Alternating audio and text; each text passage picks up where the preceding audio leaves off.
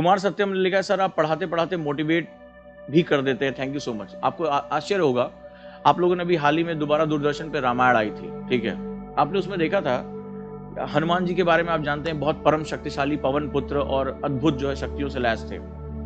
लेकिन क्या हुआ कि जब सीता की माता की खोज के लिए जब जाने लगे तो समुद्र था और उसके किनारे हनुमान खड़े थे।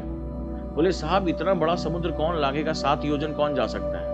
तो जामवंत आते हैं और जामवंत कहते हैं कि पवन पुत्र अपनी शक्ति को पहचानो।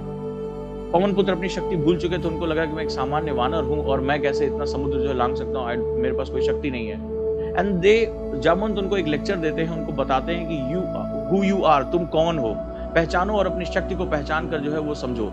और जब हनुमान को अपनी शक्ति का अंदाजा होता है, उसको अनुमान होता है, तो फिर वो पूरा समुद्र लांग जाते हैं और लंका को जलाकर चले आते हैं। यानी आपके अंदर वो शक्तियां हैं, वो इनबिल्ट हैं। और मैं ऐसा पढ़े लिखे नहीं, अपनी जिंदगी में हजारों स्टूडेंट को मैंने मिला हूं, उनसे मैंने काम किया है और मेरे ऐसे ऐसे स्टूडेंट मेरे सामने आए, मैं तो बहुत भाग्यशाली हूं, जो हकलाकर बोलते थे, जो सबके सामने खड़े नहीं हो सकते थे, आज वो अपनी लाइफ में एक बहुत सकारात्मक बदलाव ला पाए हैं। यानी मैं हमेशा एक बात बोलता हूं कि आपके अंदर पावर है, उस पावर को रियलाइज करना सीखो। समाज तुम्हारा जो है वो एक करप्ट है, वो तुम्हें तुम्हारी शक्तियों से छीनता है। तुम्हें 99% लोग ऐसे मिलेंगे जो तुम्हारे बारे में निगेटिव बात ही करेंगे और आप उनकी सुनना शुरू कर देते हो। अपनी शक्तियों को रियलाइज करो।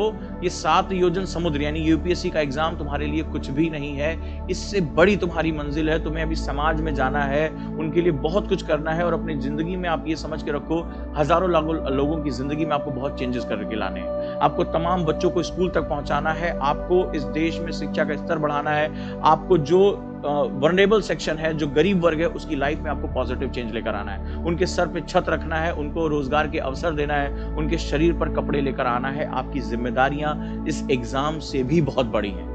आपका पूरा जीवन इस राष्ट्र के लिए समर्पित है और मैं चाहता हूं कि इतिहास के पन्नों में, जैसे मैं नवीन सिकरिया की बात करता हूं, अजीत डोभाल साहब की बात करता हूं, जयशंकर के बारे में पढ़ता हूं, वैसे मैं आपके बारे में जिस दिन पढ़ूंगा और आने वाले जो बच्चे हो जाएंगे, जब ये बाल पक जाएंगे, बूढ़ा हो जाऊंगा और जब उस समय मैं इन लोगों को जब पढ़ा रहा हूंगा, तो मैं ये कहूंगा ये मेरा स्टूडेंट था।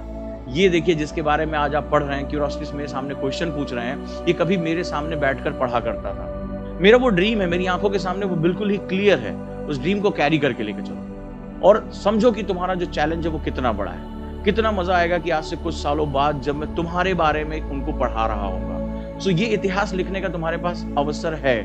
अब ये तुम्हें चुनना है कि ये अवसर तुम छोड़ना चाहते हो या अवसर तुम पकड़ना चाहते हो। ये तुम्हारे हाथों में है, ठीक है।